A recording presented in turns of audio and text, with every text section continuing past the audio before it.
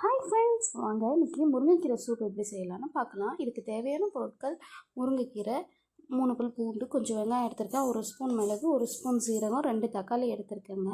நான் முருங்கைக்கீரையை கழுவிட்டு ஒரு குண்டால தேவையான அளவுக்கு தண்ணி ஊற்றி குக்கரில் வச்சுருக்கேங்க. இப்போது பூண்டு, மிளகு, சீரகம் எல்லாத்தையும் போட்டு இடித்து எடுத்துக்கலாங்க. வெங்காயத்தையும் சேர்த்து நல்லா இடித்து எடுத்துக்கலாங்க. நீங்கள் இதை எப்படி பண்ணலான்னா மிக்சியில் போட்டு ஒன்றும் தப்புமாக அரைச்சி கூட எடுத்து நீங்கள் சேர்த்துக்கலாங்க.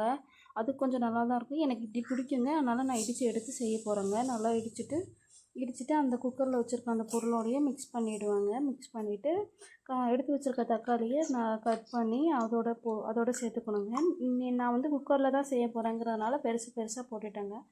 நீங்கள் பாத்திரத்தில் செய்ய போகிறீங்கன்னா நல்லா குட்டி குட்டியாக கட் பண்ணி ஆட் பண்ணிக்கோங்க. நான் அடுப்பு பற்ற வச்சு குக்கர் அடுப்பில் வச்சுட்டு 1 ஸ்பூன் மஞ்சள்தூள், கொஞ்சம் உப்பு, பெருங்காயம் ஆட் பண்ணிக்க போகிறேங்க. உங்களுக்கு எவ்வளோ வேணுமோ எல்லாத்தையும் உங்களுக்கு தேவையான அளவுக்கு ஆட் பண்ணிக்கோங்க.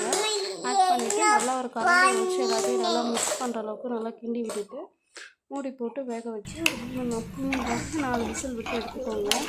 நல்லா விசில் விட்டு எடுத்ததுக்கப்புறம் இது ரொம்ப ஆரோக்கியமானதுங்க. யார் யாருக்குன்னா ரத்தம் கம்மியாக இருக்கோ அவங்கெல்லாம் ஆட் பண்ணிக்கலாங்க. வாரத்துக்கு ஒரு நாள் குடிக்கலாங்க. நல்லா விசில் அடங்கினதுக்கப்புறம் ஓப்பன் பண்ணி பார்த்தா இப்படி தாங்க இருக்கும். நீங்கள் அரைச்சி சேர்த்திங்கன்னா இன்னும் கொஞ்சம் நல்லாவே இருக்குங்க. நான் அரைக்காதனால இப்படி இருக்குது.